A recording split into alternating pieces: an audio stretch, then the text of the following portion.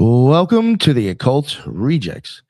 This episode, I got two of the rejects with us tonight, and we will be talking about seeing auras. Unfortunately, I'm not the one who saw them. We'll be talking to Bennett about it. But yeah, let me introduce everybody that we got here. Ethan, what is going on, sir? How are you? Well, salute, gentlemen. It's great to be with you as always. I always really enjoy communicating with you both and everyone. Doing great, and I'm easy to find on all the social media, and writing articles frequently. Last few on occultresearchinstitute.org, and got some books out there if anyone wants to check them out. And again, appreciate you guys. Well, yeah, no, thank you. Yeah, we got Bennett. What is going on, sir? Thank Nothing, man. Coming on and talking to us about this. Absolutely. It's something weird. I mean, it helps me in life to an extent, but I am Bennett Tanton. I am the host of the Broadcasting Seeds podcast. I am an author, and see, now I can say that. That's right. Crazy. Yeah. So I have two books actually now, because I quietly released the second one because another friend of ours just also. Oh yeah. Trouble's probably. Either way, I'm putting it out. So the first one is The War You Didn't Know You Were In, and that's basically about understanding and winning the spiritual battle, right? So it's about spiritual warfare, and it was my journey to kind of like totally getting unfucked, I guess is the way to describe that. And how I did, some of the ways that I did it. The next book that I wrote is called Creatures at the Edge, and that's cryptids, archetypes, and the human encounter with mystery. So it's a cryptid book. Okay, it's a cryptid book. Now it's not very long. It's only like 60 pages. But what it is, it's an introductory book to a series of books that I'm going to write. That it's like 8 to 10 books, and that each one of those are going to needle into different cryptids like Bigfoot, Mothman, well, like winged messenger watcher type cryptids, Dogman, stuff like that. So it's kind of an introductory book to that world, and it doesn't just talk about the beings, it talks about the archetypes as well. So dig deep down into it. So I gotta get writing. Yeah, man. I don't fuck around. I just write. I mean, this is kind of what I do. So I gotta figure out ways to share the, you know what I'm saying, man. Yeah. That herb series that I've been doing, I will have it in like a format to where I can put it into a book when I'm done. It's just like I'm like great idea. Like, I'm gonna be totally honest. It just sounds like kind of cheesy in a sense that like a ceremonial magician or an occultist is putting out like his first thing is a fucking book. We can figure it out though, man. No, you have a different take on it. So you do. You have a totally different take on it. Yeah. It is worthy of a book, like you totally you flip it. You flip it. Yeah, no, it just seems like am I Wicca or am I a ceremonial magician? Like what's going on? No, but again, like it does work with the science aspect that I'm looking at it. It's totally different take. So. I agree. Yeah, no, thank you. But hopefully, fingers crossed that we'll get that done eventually. But at some point, right? Yeah, Benny, we'll have to get you on to talk about your book too. We haven't had you on for that, right? Or no? No, we haven't. No, we had Dark DNA, and then I think you mentioned the book then. Yeah, did you want to talk about it if you want to promote it? Yeah, at some point. Yeah, cool. It's just spiritual warfare shit. I mean, it's cool, and I make it so it's not all. I mean, it's rooted in Christianity and the Bible, but at the end of the day, it goes way beyond that. So, some of this stuff is not just religious mysticism. You know what I mean? It's not it. And for me, the stuff works. So maybe you can call it what you want, Yeah. So one thing I do want to mention before we go forward, I don't know if he'll make it, but Headless Giant was supposed to be on. I guess I'll plug his show for him in case he does make it, so he doesn't have to do it at the beginning. Yeah, Headless Giant podcast. Go check it out. He does the trialogues on Sunday. I'm not sure what he's doing exactly during the week anymore, but yeah, he does have stuff to go check out. We do the mailbag and 777. And hopefully maybe he'll show up. But if he doesn't, just plug the show anyway. But yeah, go for a minute. Auras, how did this happen for you? Okay. So I'll start with this though. When we talk about auras, I'm not like talking about like cartoon halos or fantasy or like fantasy light shows, right? I'm talking Pink Floyd laser light show coming out of right, some shit. I'm talking about energetic and spiritual coherence around like living beings, right? Now there's a couple different layers of this. There's like the biological and emotional stuff, there's the spiritual alignment stuff, and then there's like an actual diagnosable condition, and I wouldn't call it a condition, but it's called synesthesia. Which it can cause some people to see emotion as light, and there's all kinds of stuff. They can taste music or see, like seriously, it's wild. But with that being said, this all started when I was 18, 19. And so when I was in the Marine Corps, I we were doing what you would call a physical, we were finning. Okay. We were out, I was in reconnaissance in the Marine Corps, and we were out on, anyone that knows Camp Lejeune, we were out on a beach called Onslow Beach. That's where that's where I was stationed. Camp Lejeune, isn't that the place that always got those lawsuits against? If you were yeah, well, there's a couple things. You might be entitled. With the water was all fucked up back in the 70s. Well, from like the 50s to the 80s. I think it's still fucked up because I'm kind of fucked up, but I can't just blame the water. Play the water, right? So with that being said, so that unit used to be out on Onslow Beach. I think one of the hurricanes wiped out all the barracks and everything that used to be out there. But at that time in the early 90s, that's when I was out there. So we were doing a fin, and the waters are pretty cool out there. One of the cool claims to fame of Onslow Beach is there's a pier that's actually there, called the Risley Pier. It's out farther down the beach though, and I don't know if it still exists. I haven't been there in so long. But Risley Pier, off the end of that, if you go out about a quarter to a half a mile, it's one of the largest hammerhead breeding grounds in the Atlantic Ocean is right there. So they used to film like Shark Week and shit out there. And we were like, what do you mean we're going finning? Like, we don't want to do that. Like, so we would be out there. Some mind fuck shit. Huh? You think that was like some mental fuckery to do that? Pick that spot? Probably. But no, we know they existed because if you flew around in a helicopter above it, you could just see especially during mating season, you'd see hundreds of sharks. I mean, just insane, man. Hundreds, thousands, and big sons. They're huge, some of them. But either way. Wow. So we're finning, and it was a full combat load fin. And what that means is that we had our rucksacks all loaded up with like gear that we would take out to the field. But we had it waterproofed, and you would, you'd put everything in bags and wrap it all up real tight. And there's a way to do it where everything then would float. Well, so we battled our way out into the surf, and then we would tie that bag off to us and drag it behind us while we swam, or our rucksack behind us, and it would just bob in and out of the water right behind us, like 20, 30 feet.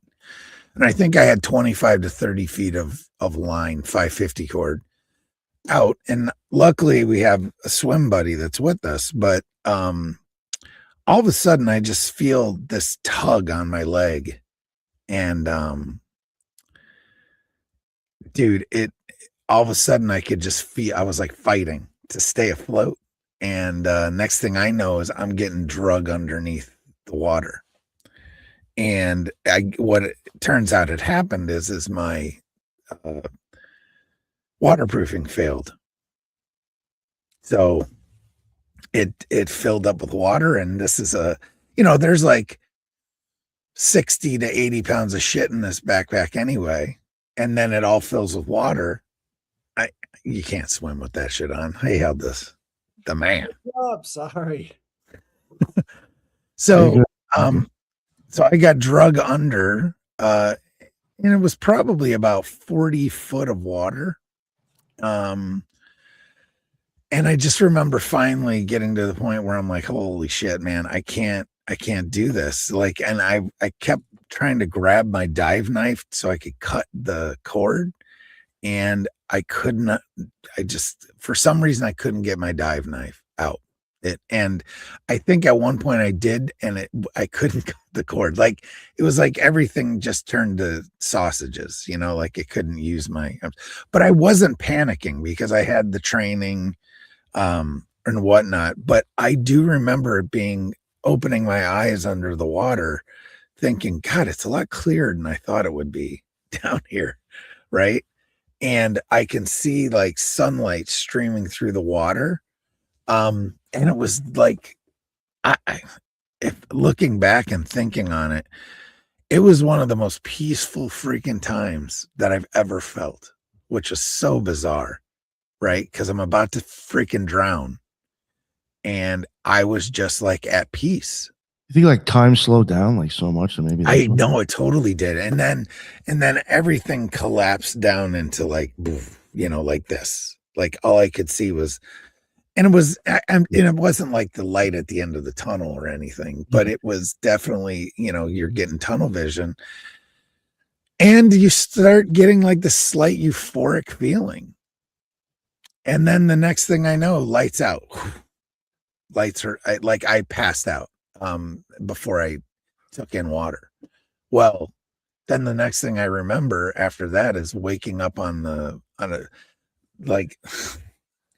laying over the side of a Zodiac rubber boat, just puking my guts out because they had resuscitated me, and I was just puking water, and it was awful because it's salt water, and it's like, even to this day, it's traumatic, bro. I can go in the water, but if I taste salt water, instantly takes me back to that time. Oh, I'm like, wow. this is not good, so I would call that, it's like I had a near-death experience without the near-death experience, because I didn't talk to Jesus. I didn't talk to anybody. I didn't have the, any of that stuff. But what I did notice, I don't remember it right away, but I remember it within a few days of this like weird, like colored haze kind of thing that I could see around people. And then I could realize that I could see things around them too that weren't just colored, that there was more of like texture to it, I guess is the way that I can explain it. And I see that part as more of I don't know. It's more of like an emotion trigger thing that I can see, like if they're in a bad mood or good mood, there's just a difference in the way that their aura presents.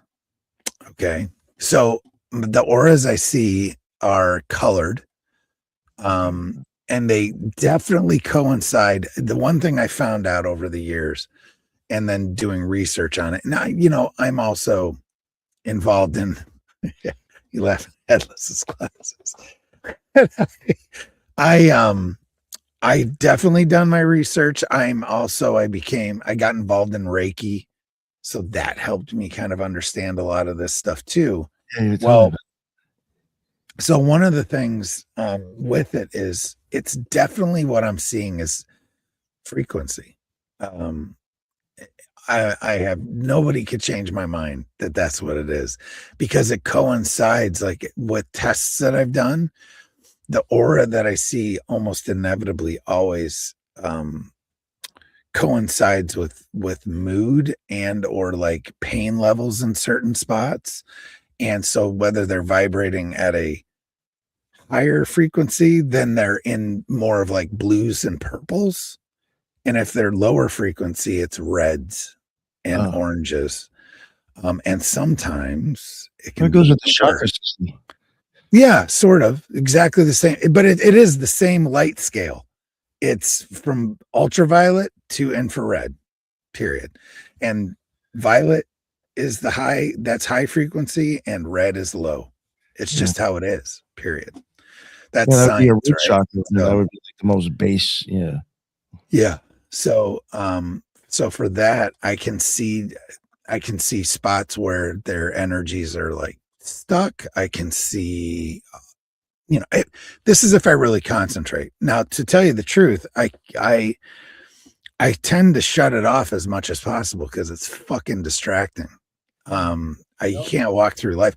It's part of the reason I like having glasses that I wear. Like, now these are reading glasses, but there's something there to help me kind of like block stuff out. You know what I mean? Because I can't see your aura now. I can't see it through TV. I can't see it through, because you're all fucked up, Nick. I know it.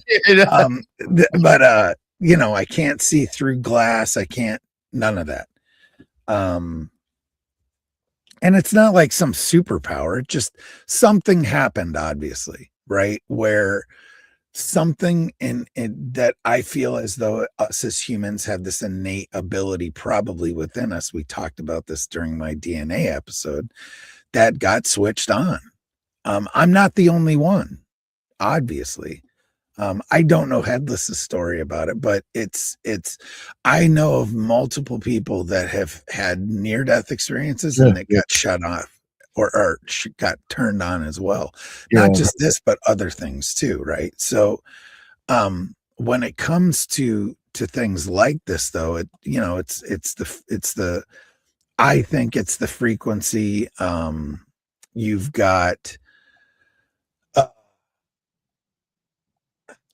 and I try not to get woo-wooey about it, right? But I also can see, frankly, whether there's like a spiritual aspect to it as well. Where I really haven't dug into that as much, but I can definitely see there's like a perception part where that's beyond biology. Like, I believe it's like more like it's kind of like people's alignment. It's like alignment matters, right? So it's more like humility feels coherent, or deception feels fragmented. So it's like I can say that if people are lying, things are, or if they're not being honest necessarily, not necessarily lying, but there's like this fragmentation to some of this stuff, right? And there's just a difference. Like authentic, maybe that's what you said. There's just a difference in presence. Period. Well, there's a different frame of mind that's probably going on. Yeah, too. Like, there's things where I'll call people, like I say, that they're sparky, and that's usually because there's literally like little kind of like sparks almost. That's amazing that you put it that way, Bennett, because I've had the same exact experience in intuitive sensations, and the same idea of fragmentation as opposed to, I call it concentration, you use coherence, exact same manner that I've kind of detected, if you will, before. So that's really well put. Absolutely. The bottom line is there's an energetic component tied to the nervous system in our bodies. It's biology, right? Like system regulation, trauma, stress, peace, anger. Anger feels sharp. Anxiety feels jittery, right? So I say the sparky kind of thing. Peace feels really steady and expansive, right? And you can see people almost like Yeah. Like breathing. Yeah, it's really cool. And then the other cool part about this is I can actually see the auras of animals too. Oh, that's cool as shit. So to me, that makes a lot of sense, especially because, I see similar fields around them, around them. They're not the same, but they're similar, right? And animals are often clear because they don't mask their emotion. So, you can tell when like a horse is pissed, like that, right? And of course you can probably with all that, but it to me, what I love it is it makes it less ego driven and more and like, I don't know. It's just a cool thing that I think now. Have you ever tried objects? Yeah, not really, man. I've never really concentrated, but I don't know how I couldn't, like, if I really tried maybe like trees or plants and things, but I've never really like delved into it. If you try it with trees, man, you can see it against a nice clear blue sky, right? Now is probably a bad time of year. You're probably up north, but if Yeah, you've got man, it's blue, boom, it's you use that just on a clear blue sky. You look over there again. You're not looking at the branches themselves. You're looking at the space around them. This goes back to the focus that you were talking about. Is like you have to shift your focus to get into a place where you can actually, actually see the stuff around the stuff. We're so focused on objects, we don't take space in. Well, it's just like at night. I talk to people. I'm like, when I go out in the field, like Sasquatch, looking for these creatures and just spending time in the woods at night with other people doing investigations and research. I explain to them, I'm like, at night when you want to see, it's like there's not a lot of illumination and we don't have lights on because we all actually can see pretty well in the dark if we allow it to happen, right? Because you get this what's called visual purple that allows you to see even better. But as long as you do not, exactly. As long as you don't look directly at things, you can actually see better with your peripheral vision. Exactly. At night. You get a little dent at the back of your eye. Right? Yeah, that actually impedes nighttime vision. So you've got to see everything from the peripheral so you can actually judge the distance and everything. But when you do that, it actually expands your field of view. So you can see so much more than you really think. I think the other cool thing about the animal stuff is that if I only saw humans, I'd really question this whole thing more. And seeing it across living beings suggests it's tied to like life itself, right? And that to me is more powerful and grounded than just like, From what I've experienced, when it comes to objects, it makes a difference how tall they are, right? So if you're talking about buildings and you're talking about signs and like skyscrapers, they have kind of a pyramidal shade. It's not necessarily as luminous as a living thing, but it's kind of a pyramidal shape. And if you think about it, there are different changes in the atmospheric electromagnetics as you're going up and up. And so making that pyramidal umbra kind of makes sense if you're thinking about magnetic frequencies. Yeah, that's a good point, man. I think you're right. Go ahead. No, I know. Please, Ben, continue. No, go right ahead. Make your point. I was just gonna add to what you just talked about, how you can see more with your peripheral. There's the idea in Tai Chi to soften the gaze. Yeah. And if you have a yang or stern gaze on, I think you even mentioned this, like a star, you kind of lose track of it. If you have a more yin, soft gaze, all of a sudden, all of these other stars that you don't see when you're focused more intently reveal themselves. Another thing like that is those like things on the internet you'll see, or like a picture of a dress or a picture of shoes or whatever, and one person will see it as like pink and gray and another person will see it as black and gold, right? Or whatever. If you soften your gaze just like you're talking about, you can actually phase in between those colors and see them with both sides of your brain. At least I can. This goes into a big point that I like to go back to, which is baby vision. Yeah, right. Baby vision, they don't have object permanence. So there's a big part in our brain that detects edges on objects. And what you have to do, I mean, again, this goes back to your, sort of in between life experience, is that you're now not focused necessarily on the object permanence, right? You can actually see beyond it. And again, you're in a calm state while you're underwater. And so basically your vision naturally shifted. So it's like unlearning from the very most basic level, like toddler, very much infant, right? They're not actually seeing, babies don't actually look at you, right? There's just shapes. Yes. So they don't really have the same kind of edge detection we are, but they have the ability to recognize people a lot better, actually, than a lot of other people. It's because it's not trapped in by just the object. It's the outer layers of the object that it can identify. And so we have kind of a subconscious connection to this stuff that we don't really delve into because, again, our brains are wired for object permanence. Yeah. One of the cool aspects of this too, though, and this is where it gets into more of like an ability to me, is that we were talking about night vision. And it's not like I see like Daredevil or something, guys. I don't see like that. But if I know if something's there, like a deer in the woods, right? And I can see the deer, I can see in like low light, I can still see its aura. Now it's not as bright and luminous, but it's still there. I can see the aura.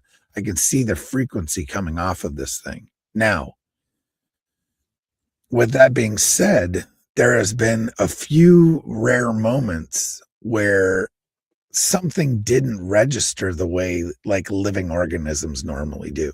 Right. And I don't immediately assign meaning to that, and I separate perception from interpretation.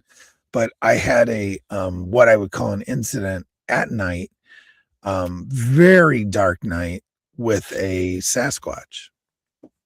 And I'll just tell the story. And so I was trying to, and it's one of the only times, and I advise against doing it, going out into the woods by yourself, like deep in the woods by yourself, like deep enough that if like you called for help, nobody's coming till morning deep. Right. And so I was out there this is in upstate New York, out in the Tug Hill and out pretty deep into a piece of property, where nobody could come get me quickly. Let me put it that way. But I was armed and whatnot. And I was trying to set up what I would describe as a camera trap for this creature. Okay. Now, whether or not it's a Sasquatch, I have no idea per se, other than my other experiences tell me that it's a Sasquatch, because I've never seen it there. I've heard it. I've seen the signs of it, everything from footprints to scat to all kinds of stuff. And then actual behavior. So one of the things that we've learned over the years is we had set up now this is a regular campsite for us. We had set up a fence around the campsite because we were sick of whatever coming into the campsite and like screwing with our tents while we're sleeping. So what we did is we set up, now not that the fence is going to stop it if it really wants to get us, but that's not the point. It's just deterrence, right? So we set this fence up and we only had a gap of about 3 feet for an opening. And I had a whole bunch of cameras set up. And what I was using those cameras for is to funnel the creature to where I wanted it on the fence line. Okay. Because I had this new fandangled thermal camera that I was going to use, and I was going to gotcha, right? Because I'm a freaking wizard in my brain, and I'm cooler than every other freaking Sasquatch guy that thought, I'm going to be the one. I'm the guy. I'm the one that's going to outsmart this furry sumbitch, and I'm going to get him on camera, right? Yeah. I mean, you're a leading actor in the movie you're creating. Exactly. Yeah, So you're not. in my own life. So it all worked flawlessly though, because at like 2 a.m, right on cue, because it would always come out around 1 to 3 a.m. And it would cross this stream, and you could hear it. You could always hear it. It would cross the stream. Now, this place we called Broken Bridge because we had a bridge that used to go over to the other side of the property. And I'm telling you that this creature, which I'll just call it freaking Bigfoot because it's what it is, at least in my brain. Bigfoot tore this freaking bridge down because it was repaired and nice and gorgeous, and we would go over, and that side is even more remote than the side that we had set up camp on. It was strategic that way. But I'm telling you, after we repaired the bridge, it tore it down. It was noticeable. Just something, it had to have been huge to tear it down. It didn't just crack or break. Something did it. But besides that point, it made its way across. It came up this little ridge right to the spot. It was about an 8 to 10 foot spot that I had left. It was the closest piece to the closest part of the fence to the tent. And I had set up a can. So I knew if it touched the fence, I would be able to hear the cans rattle. And that would be my cue, right? Now, this thermal is one that plugs into your phone. And it's badass. I wish I had grabbed it just to show it. Amazing clear pictures, right? And literally you just plug it into the bottom, into the power spot on there, and then you use the internal camera. So I had 2 iPhones, this one and this one, all freaking charged up, 100% nice, ready to do the freaking, actually, sorry, this one, ready to do the deal. And I hear the can rattle after this thing comes right up, and I can feel it. Literally, that's how big this thing is. I can feel it, and I know it's there. There's no freaking aura. So that kind of freaked me out a little bit. I went, oh shit, I know I have this thing here, but it like clicked in my brain that like literally earlier that evening, I had seen 2 deer walk by there and gone, oh, okay, I can see these things. I couldn't see it. So that kind of freaked me out. That was just down in the bottom of my, in my lizard brain, kind of like going, hey, asshole, danger, Will Robinson, right? But what are your like inclinations as to what that might mean, that it doesn't have an aura? I have no idea, man. Well, I mean, I could go down crazy rabbit town holes, right? But go ahead. That's an actual intentional thing. Like in ninja training, what they teach you is to sense the intent of people around you, and you can dampen your own, offset of how people sort of see you. And what that is like dampening your own aura. So this is like how to hide beyond hiding, Right. Also, and I could agree with that for sure. Cause I also know people with like intense trauma that are in like a really depressive state. Their auras are totally tamped down. Like you can barely see it. It could have been the whole mud technique in Predator. Could have been. It could have been. But here's the deal. I brought so this is the craziest part about all of it. Besides the fact that my spidey senses are going off like wild, I bring this thermal up. It's all powered up. Boom. It goes dead. It goes dead. My phone goes dead. Yeah. So I say, oh my gosh. So, I'm a soldier. I've been a law enforcement officer. I just did a mag reload, and I pulled the other phone out because I knew this shit was going to happen. So I pulled the other phone out. I plugged it in. It literally takes a half a second to a second to fire up. I hear it, bring that up, it goes dead too. And I'm not talking about like, oh, I can turn it on a half hour from there. It's sucked dry from 100% to 0. Yeah. Both phones. It sounds like a complete version of the electromagnetic spectrum. So instead Absolutely. of giving out electromagnetic energy, you're just sucking it all in. Sucking it all in. Now you hear this with paranormal investigation quite a bit, all these things like that. Then what happened after that was I had this, and I'm getting chills thinking of it now. I had pure dread just wash over my entire body. And I pulled my freaking handgun out, man. I'm just like, but I didn't fire. I didn't shoot. I could have very easily just started laying out 40, Smith and Wesson, but I didn't. I wasn't compelled to do that, but I was scared. I can't tell you a time I've been more scared. And it was all like horrendous. We talk about that feeling come over you, drop from your head, dude. It's a serious feeling. You don't forget. Oh, it's you're like, oh, I'm fucked. Like, yeah, what? Like, I'm fucked. No, you I'm are fucked. So grounded. I feel like that's like the ultimate feeling. Yeah, right away. I just sat there looking out that gap with just sitting like this, probably it was felt like an eternity. Turns out it was about a half an hour. I never heard it leave. I never heard it do anything, but and when it would come around, it's like it wanted you to know that it was coming because it was not quiet. You know what I mean? And it's definitely bipedal, just wild, man.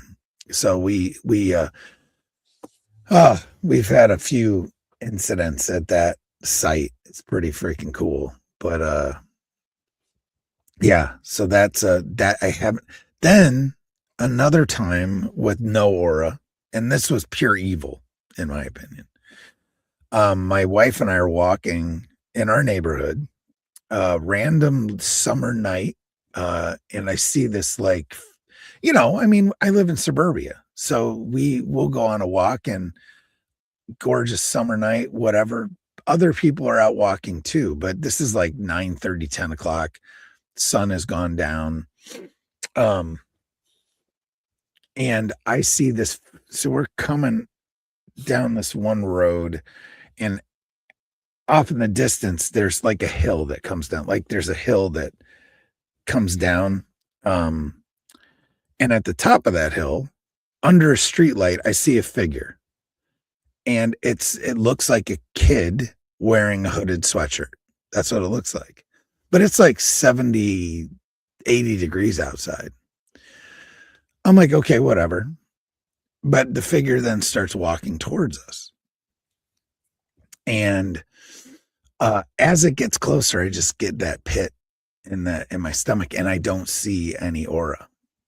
And the only thing that I can tell you that I immediately got this like overwhelming feeling that it was fight or flight, and I was going to fight, right? But like it was almost like I talk about this stuff in my book,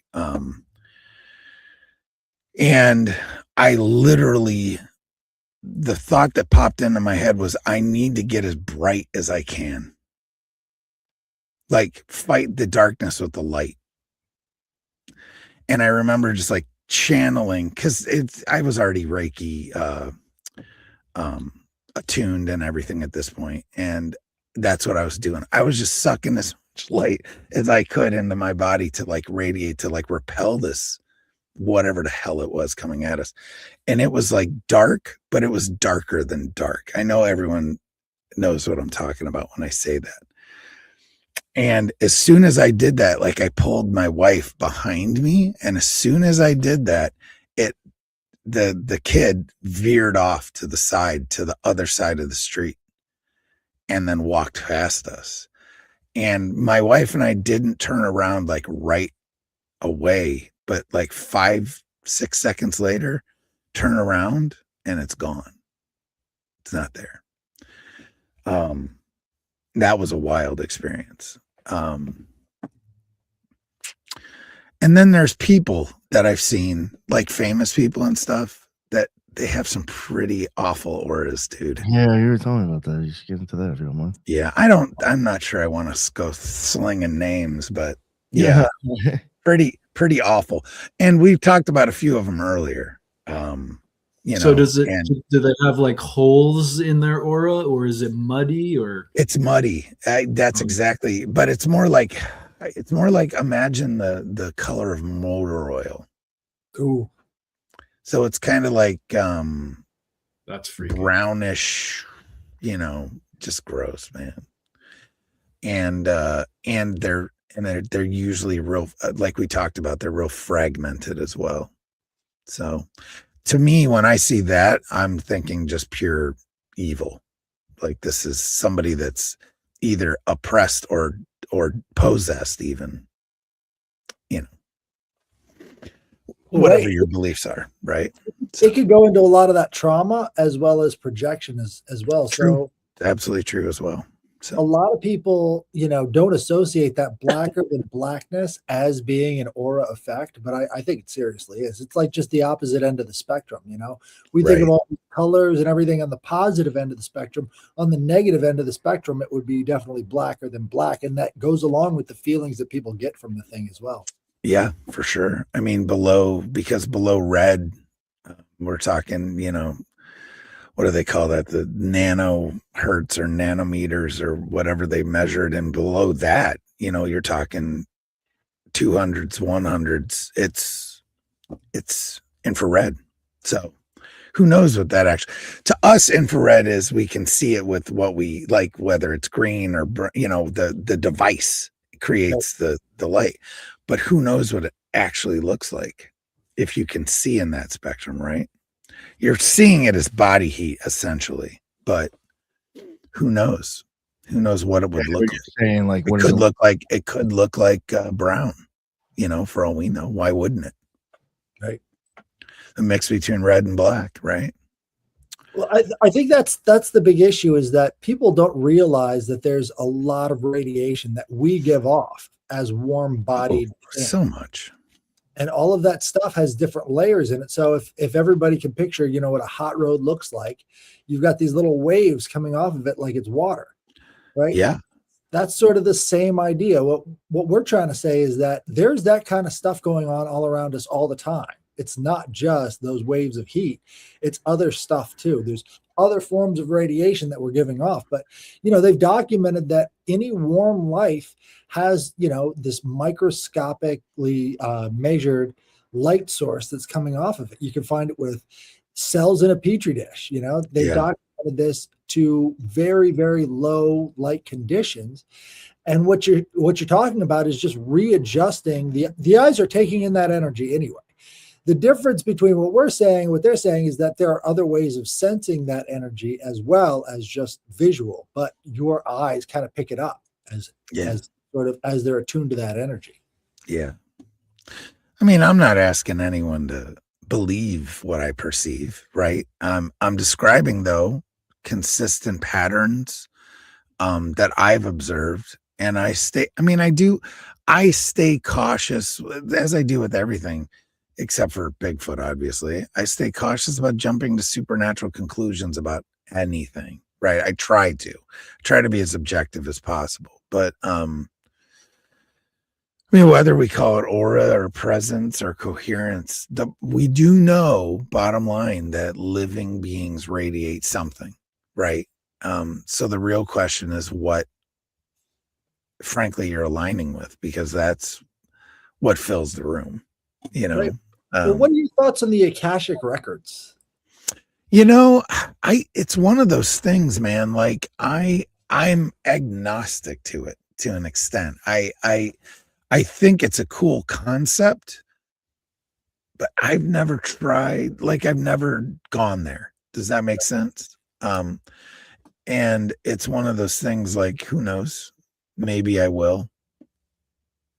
Maybe I feel like if anybody could, it could be me if I learned how to do it, or it's the idea that every object sort of has a subspace of information connected to it. Yeah.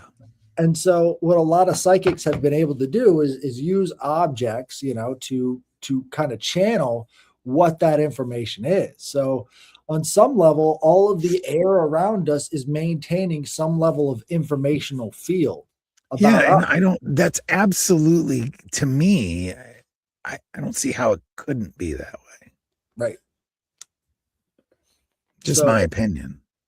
I think it comes down to the geometry of torus fields. Right? Yes, for sure. We're Which we given all that- have a toric field around us, period. Right. Right. It's kind of why they wanted us to stand 6 feet apart. I'm just saying. We're transferring information subconsciously all the time. We don't Absolutely. realize Just like when somebody walks up behind you. Right. And they get within a certain distance because you can feel that. They tell you Because not you to- have a field that extends out about 2.5 to 3 feet outside you, period. And it looks like a donut. Your eyeballs project out 6 feet in front of you. I mean, I have a donut right here, Yeah. but this is a bigger donut. Yeah. Well, if you think about it, all life is kind of a donut. You've got this central channel between the middle where we take in the information field of foods and then excrete it out. We're all kind of donuts. If you just change the configuration of the toroidal field, you get everything on the planet because all life is sort of ascribing to that toroidal field. So for sure, it only makes sense that there's some sort of coherence in the energy field around us as well. I mean, I do a lot of practice with my own hands when it comes to viewing auras. So if you've got a white backdrop, you just put your hand up, kind of about as far as you can around you, and then just look between the object spaces. You're not looking at the object, you're looking at the space between the fingers and everything else. It doesn't take long before you start to see the gray envelope that is immediately close to the skin. Right. And people are like, oh, that's just a trick of light or whatever, but it's never really fully been explained how we can actually see that. They just sort of have these ad hoc conclusions of what you're saying. And Jules. May I Sorry, add to that? Jules' comment just freaking. Quantum physics puts forth the idea that all particles are connected intricately. And this is kind of like the Akashic field or records, right? Beyond time and space, there is this faster than light connection. They're theorizing or summarizing. I've had the opportunity to meet some psychics, and not the ones on the phone necessarily, but they claim to be, and they do psychic readings and so on and so forth. Funny thing. Definitely not like them. But I take it all with a grain of salt. But funny thing, psychics never look you in the eye. Headless, they all look above you with the baby vision. They won't look directly at you. They're looking up here. Right. It's pretty funny. It actually hits. I get hit with that a lot too, because I won't. People be like, "What are you looking?" Like they're talking to me, but I'm like, "What are you looking at?" I'm like, sorry guys, but it's because I'm looking around them. One of too. Well, go ahead. I was going to add too that there is a technique that was shared with me. It reminds me of the psychic mud technique we were kind of headless. You speculated on, and the idea was that you imagine a brown, earthen, really earth shield above your head when you feel like you are being observed in a manner and you don't want to be. It's a total brownout, if you will. This one woman I met was talking. She was very intuitive anyway, and she asked if I was, and I said, "Well, I have a good judge of character, and I referred to something about my good eyesight, and I catch things that people don't." And she kind of laughed. She said, "No, your eyes will tell you that they are being the useful organs and functions. You actually have a third eye, and with some people, the perimeter may be 6 feet. or the area rather, and sometimes you may be quite higher, literally up above, in a sense that, and so her explanation of how the eyes will tell us that they are performing these energetic detections and subtle energy understandings. It's often the third eye that's actually doing it, and the eyes are saying, no, you need us. I thought it was a neat explanation, or insight anyway. Well, if you think about the eyes as brain tissue, the only brain tissue that's outside the body, it makes sense why the eyes would want to be involved in the process of collecting that information. But our brains are sensory organs as well, in a very similar way that the eyes are. So our brains have a certain perception that goes without, actual the way we think of light. So there are people now doing a blindfold vision where they're just practicing and practicing to try and get around using the eyes for vision. And what they found is that different parts of their head have better perception ability than just the eyes do when it comes to seeing without sight. It's crazy. Yeah, I've got a guy that I know that he's got a podcast, Beyond 369. Oh, what's his name? We had him on here. Carlos. Got his name. I can't remember his Well, last maybe name. I'm thinking of somebody else. Either way, no, this guy, and he can do it. I've seen him. I mean, literally, there's no way he's singing with his eyes, and he's holding like flashcards back here, and able to figure it out. It's unbelievable. But he trained himself to do it. So.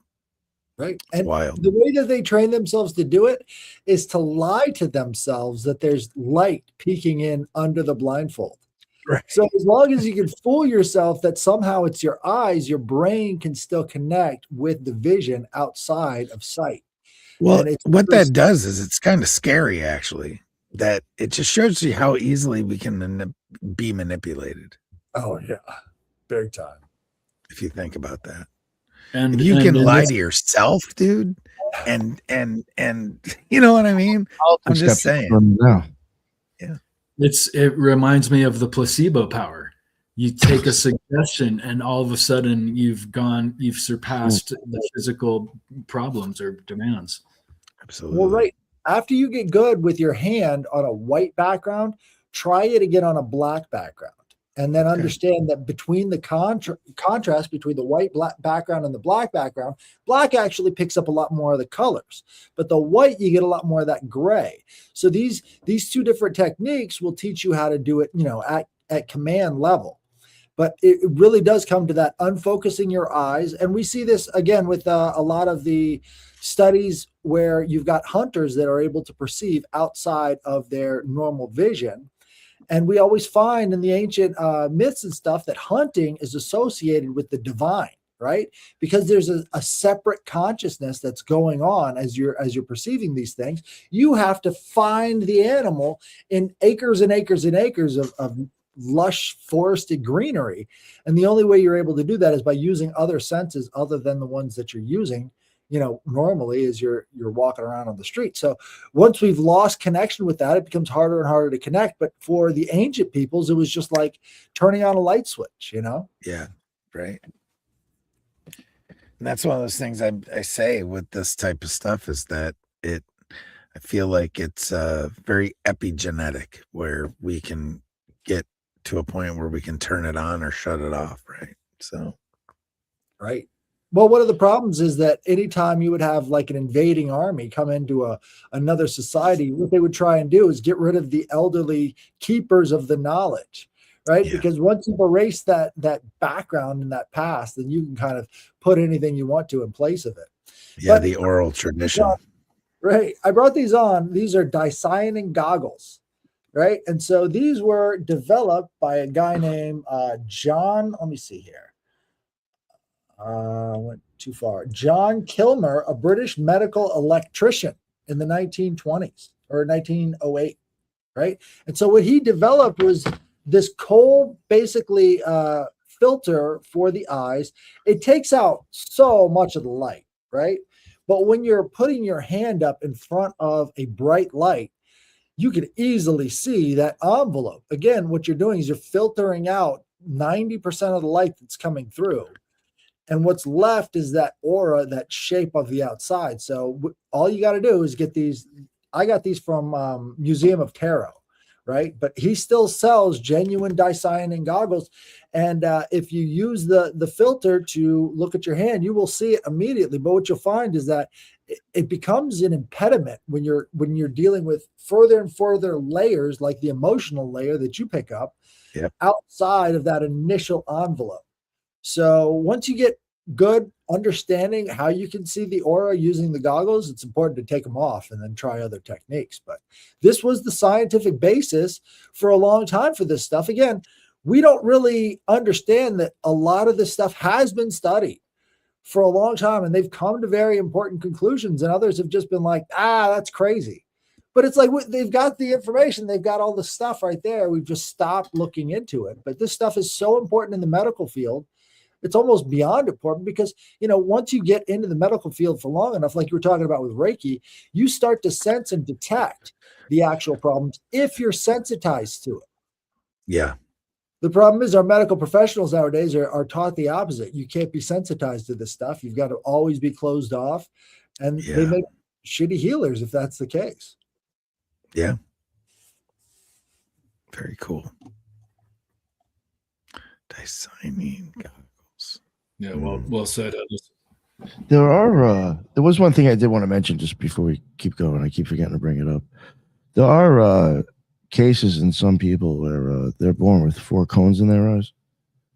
The tetrachromat or something like that, I think. Yeah. Yeah. Tetrachromatic.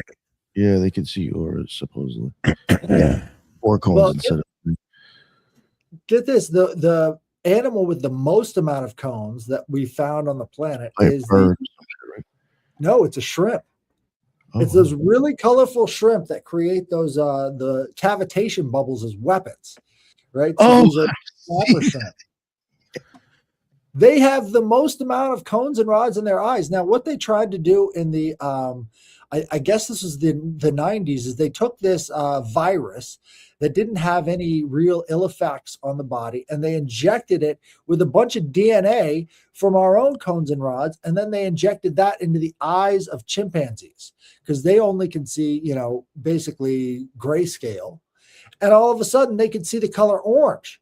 And for the first time in their life, they're seeing the color orange, and they can pick out orange from all these different tests that they were doing on these chimps. And within 2 weeks, again, they got over the virus. Could you imagine what would happen if you took the DNA from this snapper shrimp and took all of those cones and rods and shoved those into your eyes? You're seeing everything for 2 weeks, right? Way outside the spectrum of light. But I don't know if anybody's actually tried that. I'd be ready to So what they were saying with that one is the 4th cone allows them, mainly women, right? Yep. To roughly see 100 times more colors than the standard. So I guess we can I see 1 million colors, but people with the tetrachromacy can see 100 million colors. I feel like my wife has that because I can't tell the difference between beiges. Well, one of the reasons why night vision is in green, right? That was a deliberate choice on their part. Yeah, right. Well, originally it was red. Right. Yeah. It was driving people insane. But the green, we see more shades of green because, again, we come from the forest. So understanding the different shades of green between, bright green and black, there's a lot more shades that we can actually see. So they specifically designed it around our forest vision, which doesn't get explored a lot in everyday life.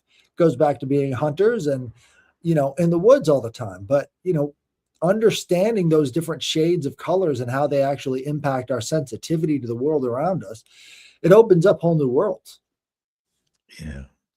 Do I feel it's intuitive or scientific to see an aura? I think there's a scientific basics to it. Like it makes sense, but I think you have to have the intuitive input to do it, see it, or the intuitive part switched on. So If that answers your question. Like, what about cats and reptiles? I don't really know for sure exactly what cats see because I'm not a cat. So I don't know. What about goats and horses, right? So the shape of the pupil, Freaking their eyes. right? Creepy So as cats one. and lizards is like this, and then Yeah. for bigger cats, they're back to being circle, and for Like goat goats, eyes are different too. what's that?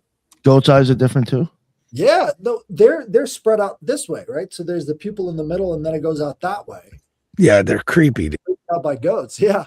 But really, what that is, that's for the horizon vision. So they're looking out for predators, like as we're talking about, unfocus your eyes, right? So they can do that from one side all the way over, almost 360 degrees. That's why they've got the eyes on the sides of their heads, is because they can see the threats from a lot of different places coming into the same view. So, you know, you can't really sneak up on a goat or a horse because they've got that.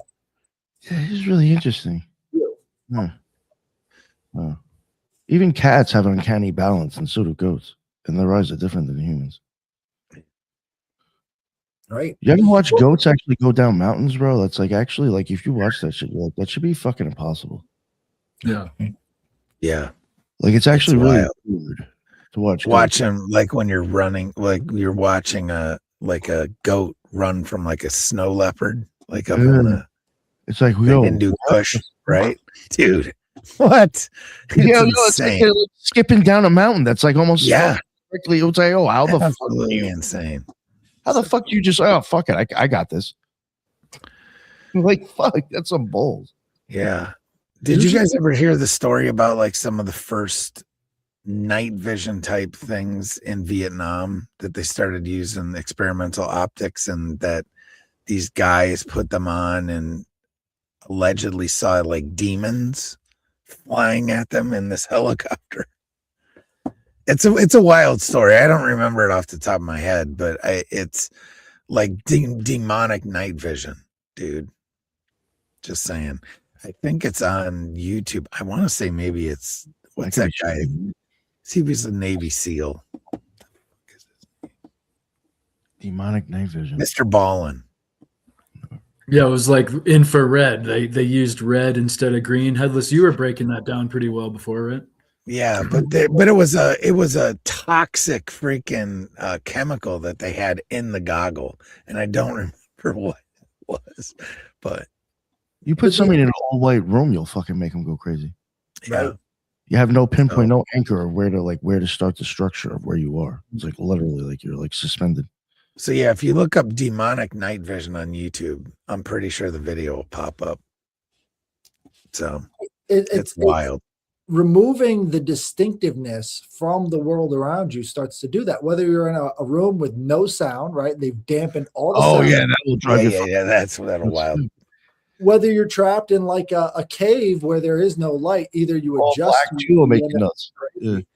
Right. So we need contrast to keep our brains active. Again, it's like the eyes are the brain matter that's poking out of your head. Yeah. So and again, like what you find too with blind people is they have a hard time adjusting to night and day. Right. So there's a problem with their ability to see night and day, and it changes the way they perceive themselves and the world around them because they don't have that contrast. It's almost like if you think of all of the cones and rods, they have to be in polarities, right? Everything has to be in contact with each other. That is interesting. Yeah, polarity. Yeah.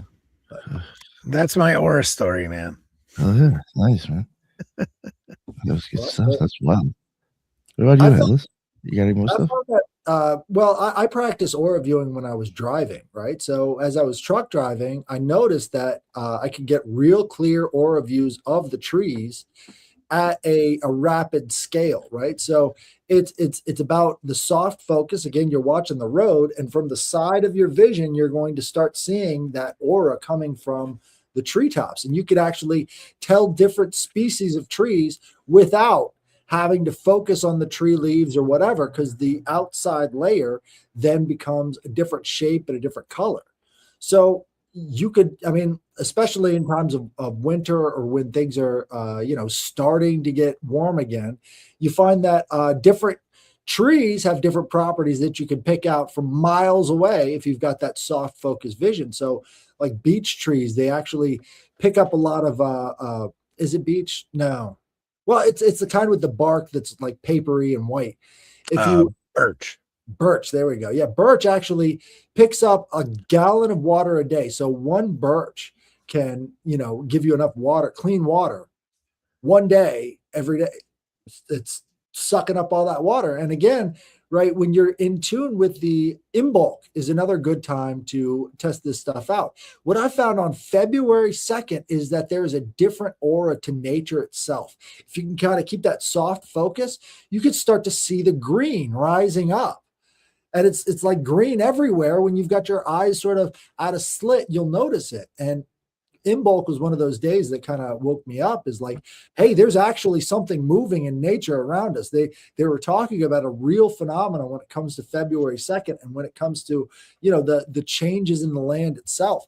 So now around this time, all of these trees are starting to pack a bunch of water up into their branches so that they can, bloom and have all of these leaves come out later on. They're getting ready for the spring.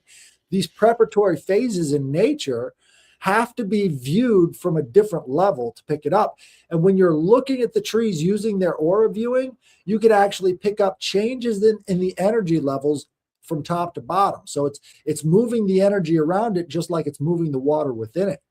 And once you can pick that stuff up, there really isn't any information from nature that you can't see. So once you get in tune with the trees, again, this is why trees were so important to ancient mankind's religions. All of the ancient cultures had giant poles that they would, make into their gods. It's because this is how they were interacting with nature, watching the trees, using the aura, using all of these things so that they can be in tune with the process, the sub processes of nature that aren't immediately apparent on the outside.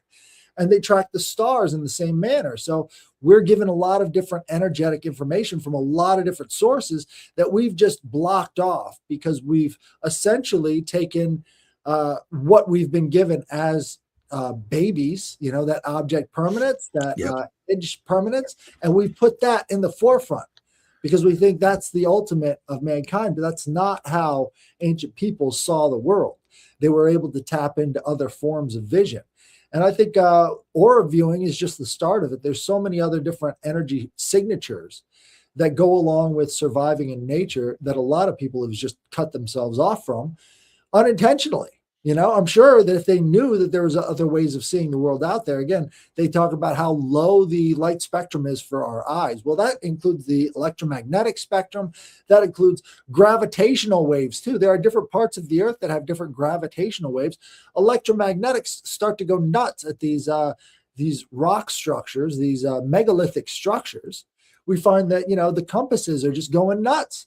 So there's a different electromagnetic signature there that they're documenting, and they were using these structures. What they found is they can germinate seeds faster at these locations than in normal environments. And so this is actually integral in having a healthier crop the next year. This is a technology that people who only see object permanence and edge detection don't have. You can do that with copper rods, right? So well, there's that too. That's dowsing. Again, right. But no, I'm saying if you plant copper rods into the ground, what do they call it? Energy harvesting or something like that. And it'll actually make your plants grow faster, bigger, better. It's wild. I've seen that they stick copper pipes inside the ground where you're growing your shit. Right. It's wild, but it's cool. But that's what it's doing. It's pulling those unseen frequencies and unseen energy out of the atmosphere. I mean, we know that you can Tesla, I don't even want to go down that road. Well, I think this goes into how we've sort of blocked ourselves off from these different voices. Tesla always had these voices that was telling him which way to go and which way to look. And we've got other people too, like Edgar Casey. He had these voices that were telling him where to go and what to look at. Yeah. And these were different ways of perceiving the world that we don't immediately notice, because again, our brains and, how we've developed has been on a certain track. And you look at animals, they don't have the same track. They can pick up auras in different ways. Your animals are capable of telling how you feel. Oh, yeah. Now, there was also Wilhelm Reich. Yeah. He was the inventor of the orgasmatron. Oregon. Yeah. And right, coined the term orgone or orgone accumulator. Right. It was not the orgasmatron. That's I have one. I built one. Did you? The orgone accumulator. I know where it was, though, right? Well, and he also was, I think, big into harnessing weather, and I think he might have came up with the concept of the copper rods, or at least used it. He had written the book that is the biggest example of the United States crushing the First Amendment. They intercepted his book and incinerated them all. He is freely published in many other places, but still limited to this day in the United States. Some of his books are prohibited, which is just interesting because how much we're talking about the prohibition of getting in touch with our potential, right? That was what he was all about in a mechanical sense, even. Well, ignorance is the best form of control, right? Yeah. Because you don't know what you don't know. And the best way to control a person's perception is through ignorance. We're seeing that now with the Epstein files and everything else. People are going nuts with this information because they don't know what they don't know, and they're just assuming, right? So it's created sort of this feedback loop of now everybody knows that he was eating babies or whatever. It's like, no, not really. We don't really know that. You're just taking that and running with it. So that's more beneficial because now we're stuck on ignorance. Instead, now, if you can expand your vision, if you can expand your collection of information beyond the available light frequencies, that's a whole different form of information that if you can control that, you can kind of keep humanity on a certain track. Now, understandably, we've sort of gotten around that in the information age, right? So it's become a lot harder to control the books of Wilhelm Reich and a lot of other people because we're at a different level. But Wilhelm Reich is just sort of copying the Greeks, right? So fertility was seen as energy back then, right? It was a certain type of energy. And so what does he call this certain type of energy that's all around people? It's orgasmic energy. It's that same kind of fertility concept. This is what starts the process of life growing, right? There's a different energy field that's interacting with life on a fundamental level. What they've actually found too is that if you change the electromagnetic frequencies around a zygote, you can change how that zygote develops. Right? You can get dinosaurs from chickens based upon the electromagnetic frequencies that you're feeding to these zygotes. That's going to change the whole game in the next coming years. And this is all about the perception, the ability to have perception control on a much smaller level, micro level perception control. That is a game changer because is DNA a blueprint or not? Right? We always think of it as the blueprint and the precursor to everything, but it could just be an expression used to manufacture copies, right? So there's a difference between the energetic blueprint, which is what we initially have. Those are the conditions inside the mother's body that end up developing the life itself, as opposed to, what you could be seeing is, the electromagnetics on that being and not the genetic signatures, right? So the genetic signatures might be a byproduct of this epigenetics, which is the case if you think about the epigenetic studies themselves. The way it got started with epigenetics back in the 90s, they took these rats and they put them through these mazes, and they had the stimulus response for these rats. And the stimulus response, they separated these rats from their offspring, right? There was no contact with the former generation with this new generation. They were just sperm donors. And what they found is that the rats that were offspring could solve the same problems and actually do a lot better than their predecessors, because there was some kind of ancestral genetic memory going on with that offspring. Right now, how does that information transfer? Is it in the genes themselves, or is it within the energy envelopes that all life has as signatures when it comes into contact with another? So the study of auras might actually be more important than the study of genetics, right? So we're thinking, oh, DNA is everything, but actually these are the frequencies that the parents put into these zygotes as they form into fetuses and all the rest of this stuff. That's actually more about the energy going into the system as opposed to these blueprints. And again, it goes back to, well, are we, energy beings, or are we just, material things, right? There's a difference there. But I think there's a lot more promise going on when it comes to the energy potential, because changing the energy around a living being changes its perception of the world. This also goes into electronic warfare, right? So you've heard of Havana syndrome. They're bombarding people with harmful frequencies that create damaging effects on the body, right? They're not messing with the genetics, but they end up messing with the genetics. Those are the expressions of that energy field around it. So, what we put into our bodies electronically might be way more important when it comes to health than we give it credit for. And we're starting to see the energetic health field really start to take off. Again, pioneers like Wilhelm Reich would have been like, obviously, duh. And now we've got all of these cell phone towers that are emitting a lot of different frequencies of whatever, changing the nature of who we are, who we're becoming. Yeah, I interviewed a guy. His name is Philip Milburn, and he built this, I guess you would call it an orgone accumulator, to do like medical stuff with, right? So I was so skeptical, and I was like, you know what? I'm going to put one together. I actually made 3 of them initially. And all they are is, I can take it apart, and it's cotton cloth with steel wool in between it, which you can see the steel wool here, and then you sew it all together. And you've got a bottom inside, but this is just a regular like a coffee can. No aluminum though; it's got to be steel.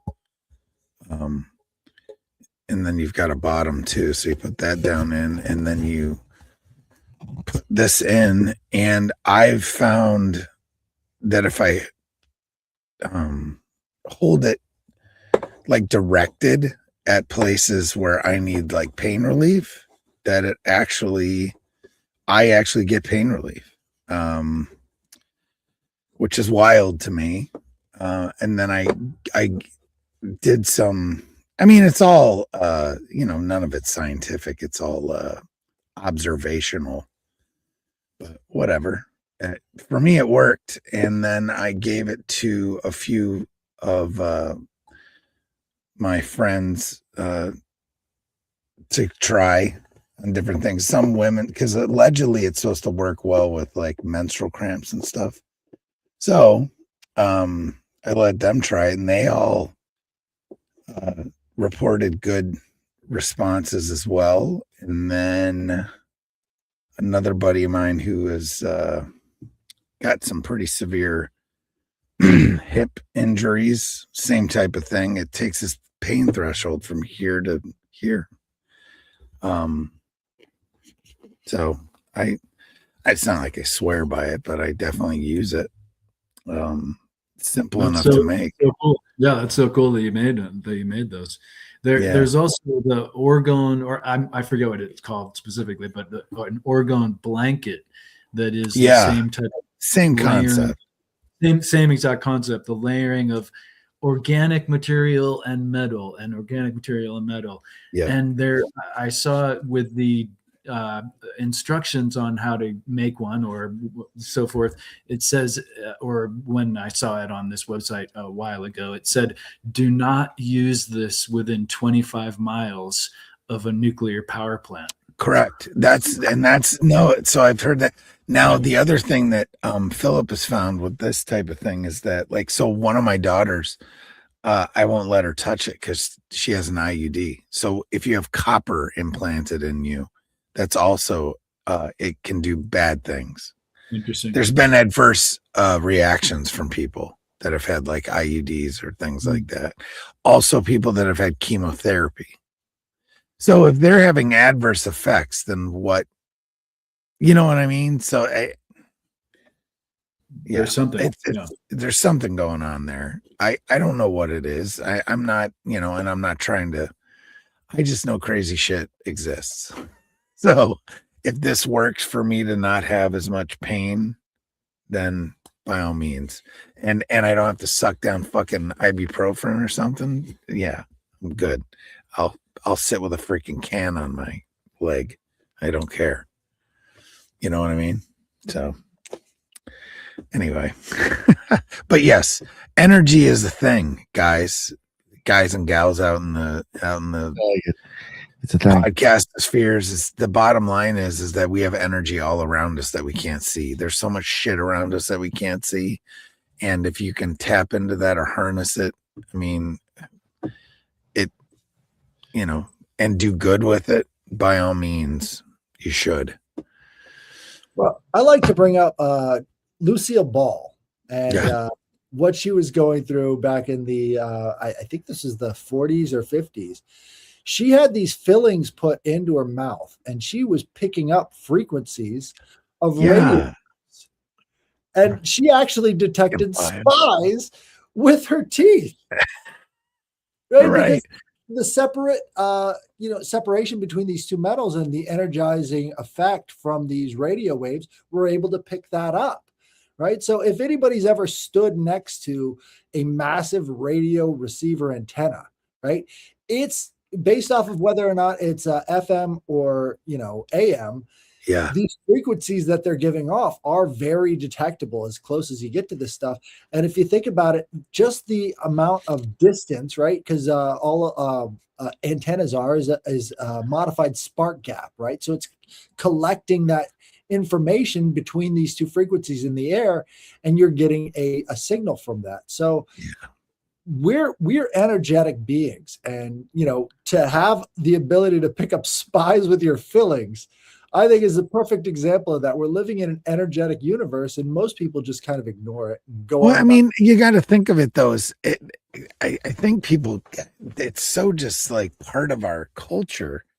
But think about Wi-Fi and all the shit involved in that. Like, it's like Willy Wonka's chocolate factory, folks.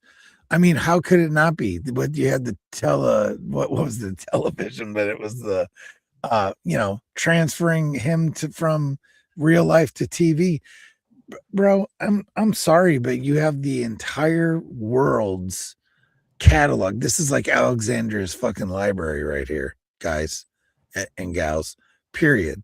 And it's all done through the fucking air. So explain to me how we, you know what I mean? Like, that's magic. Yes. The Wi-Fi. Okay. There's a deeper thing going on with that too. Think about it. We're in the age of Aquarius, and Aquarius is the watery air sign. What better example of a watery air sign is this frequency in the air itself, these radio waves in the air. It's like water in the air. That's what you're literally transferring information from point A. I mean, even radio, right? With waves, you're transferring intelligent information from one person to another over space and distance. It doesn't even matter, right? And we're doing it wirelessly. So in turn, don't tell me that you can't do all kinds of shit. Or is it technically going are we going faster than the speed of light when I send an email, depending on how far it's going? I don't fucking know. Talk to Ed Mabry. He 'Cause I thinks the think about speed it, of 'cause light you is know how slowing fast down. those can go through. So you mean like I could send my shit to China and an email could go through in what, like literally seconds? Seconds, not even I don't even. milliseconds. Yeah, that how because fast- because when shit, just the other How day I fast was is sound? How texting fast with a is dude in Germany. Texting, man. Boop, boop, boop, Yo, just yeah, think about that. A text back and forth, message. back and forth. That's insane. This gets into the nature of AI too, because they've had two competing theories on AI for a while. They've actually got their own camps. You've got this computer vision camp that sort of tries to break down everything visually. We had what was his name? I forget, but he came on and he was telling us about how the computer vision project is so much more advanced than the way that they're using this other computing level. So you've got all these Waymo cars that are only using LiDAR. And LiDAR is another way of seeing the world, but they're not processing it in the same way. LiDAR is like grayscale as opposed to computer vision. So computer vision is taking in a lot more information and breaking it down into understandable units that allows these cars to drive on their own. And what they've discovered is that it mimics the processes in the brain. Right. So basically, the eyes came before the brain, and the eyes and the visual processing power. Like, again, think about the difference between what are they called? The RAM drive and the what are they called? The chips that you get for visual processing power, the graphic user. Oh, yeah. I know what you're talking about. Right. So I have that in my The computer. graphics card. Graphics card, graphics, yeah. yeah. No, No, my those graphics card has AI in it. right.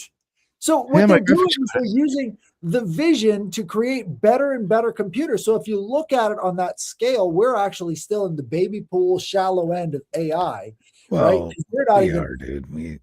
we're not even like compounding these different visual processing cores on top of visual processing cores, the graphics cards on top of graphics cards. That's how our brains are developed. Is graphics card after graphics card after graphics card. It's like it's all based upon this visual input. And I think we have the ability to start expanding the way we see the world based upon the way they're developing AI. But very few people are interested in that. They're only trying to catch up to our own brains with AI instead of using our brains as the supercomputers they are to see beyond these visual spectra that we're given as a matter of being born into this object permanence world. There's other forms of information being transferred out there, and turning our brains into supercomputers almost puts us at a extreme advantage over AI.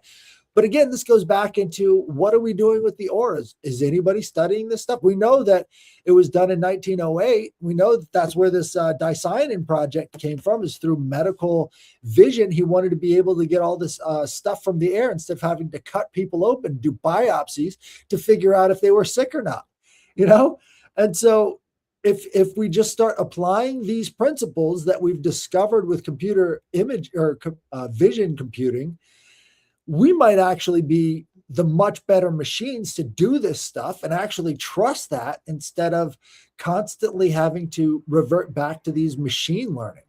And the machine learning isn't as good or as trustworthy as these super graphical user interfaces that we've got in our heads.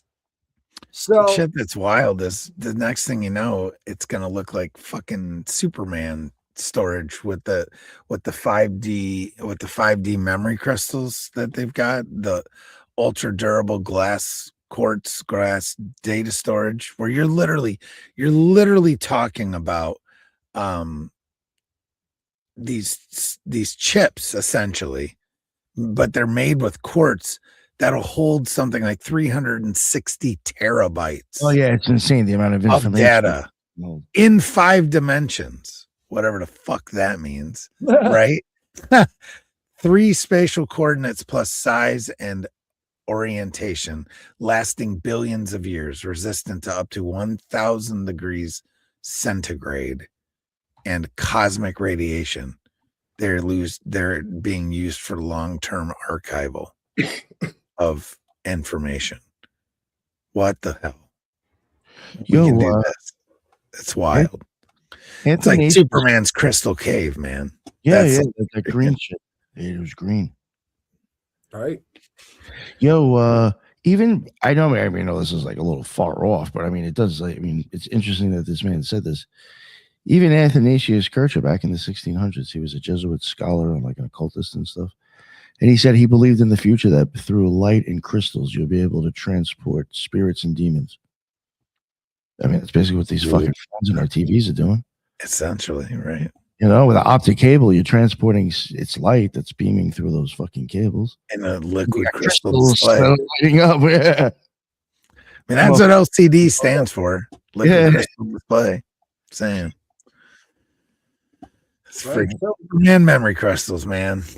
it all depends on alignment. Like, where are we aligned to? And at Yeah. this point, we're so aligned to distraction that it becomes very hard to get anything done, you know, because that's how you control people is with distraction, confusion, and ignorance. You know, all of those things go hand in hand.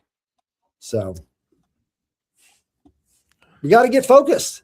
Again, it all comes down to focus. If the eyes came first and then the brain was built after that visual information started hitting it, then we're at this level where our eyes are just picking up distraction and whatever, and it's creating a field of confusion, you know. So if we could focus, I think we can get out of this mess. But you know, it's kind of hard to when you consider that, you know, everybody on top. Like, did you guys see the IQ, or not IQ, the SAT results that one of these Rothschilds was emailing to Jeffrey Epstein? She got No. 100. I heard about it, but yeah, wild. 110 on her SATs. And we're just assuming these people are geniuses. Wait, None of them. 110, that's like signing your name. Yeah, Yeah. That's Yeah. low. that's low AF. It's unbelievable how stupid these people are. And if you think about the downline effect of that, you get, you know, the Lindsey Grahams of the world. There's nothing there. There's no kind of recognition of what the world is coming from these. So when our vision is focused on them, what ends up happening to our brains? You know, it starts to shrink because there's nothing there. There's no substance, there's no depth, there's no nothing. So the way out of this stuff is just to stop focusing on them and actually focusing on the paths that will bring us a better future. It's, you know, it's navel gazing versus looking up at the stars. And I think all of this stuff having to do with it's always been this way. The dumbest people rise to power. We've been in this kakistocracy for a long time now. It's just they kind of parasite off of us. We think of them as the leading edge, but they're way behind us.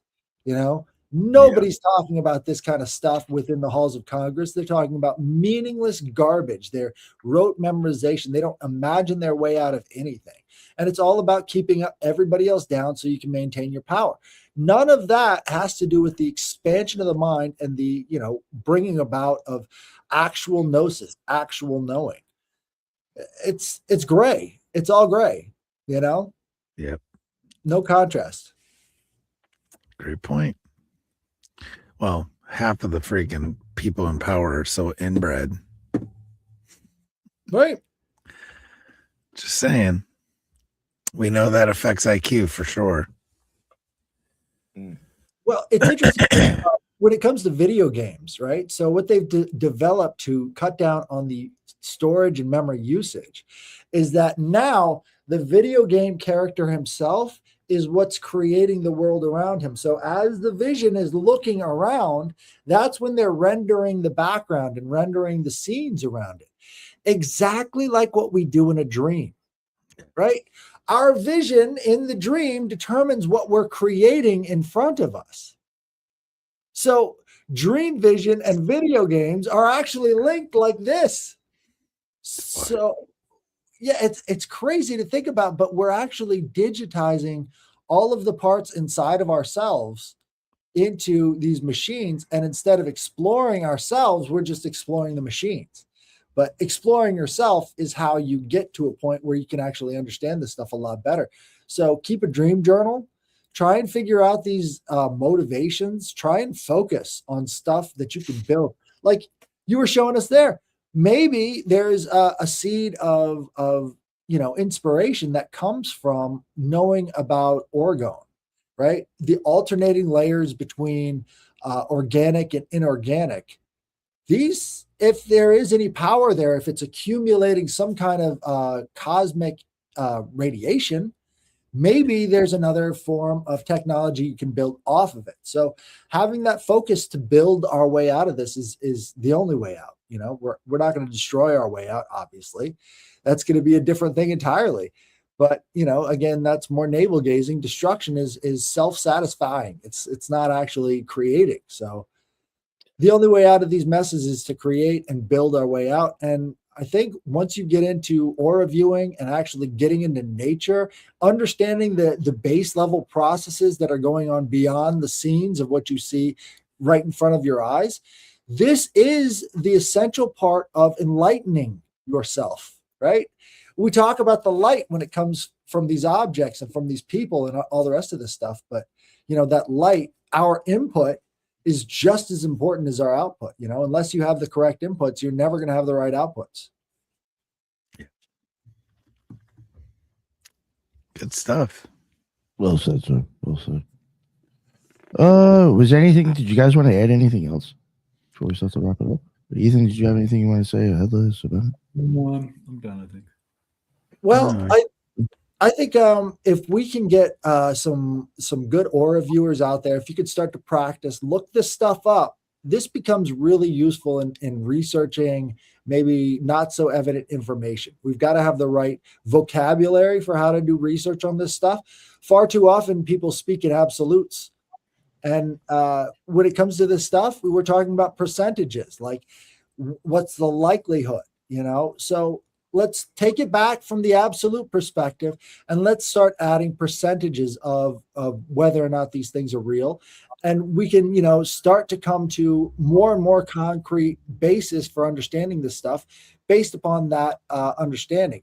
But guys, practice aura viewing. You never know what you're going to be out there seeing and looking at, because we are on the baby pool end of the electromagnetic spectrum. Our visible waves are very, very small. This is why, if you guys have ever seen the double rainbow, what that is the electromagnetic spectrum repeating itself back into the observable universe. So there's actually colors all the way from one rainbow to the other.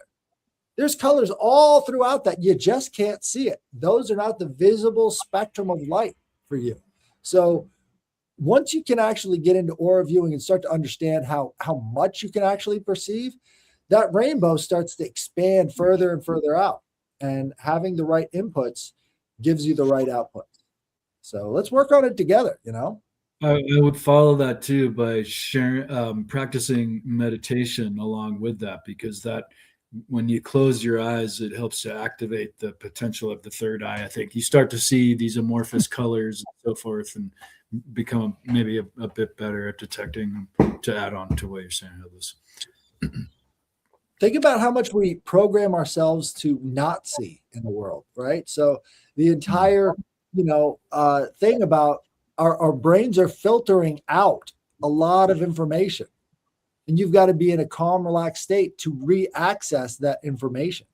So, you have to be able to access that within yourself before you can actually access the information outside of you. Yep. I just got an article from a buddy that says scientists produced a particle of light that simultaneously accessed 37 different dimensions. I don't know how this is possible. I don't know what that is, but that's stuff that's happening out there, folks.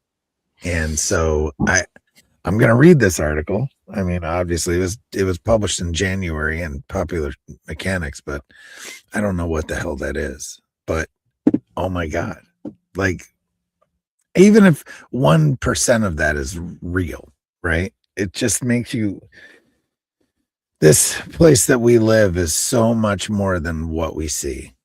And, we literally see nanometers of the light spectrum, when it's this long and we see this much of it. So with that being said, get out there and expand your mind. because, you know, what else are you going to do? Right. Eat grilled cheese and, you know, play video games all day? Because what the fuck? Grilled I cheese mean, sandwiches from Starbucks. Yeah, I mean, grilled cheese are epic, right? They're amazing. But at the end of the day, I'm saying, you know, there's so much, everyone's got so much more potential that they just need to tap. And it doesn't take much effort. You just got to do it. So, Right.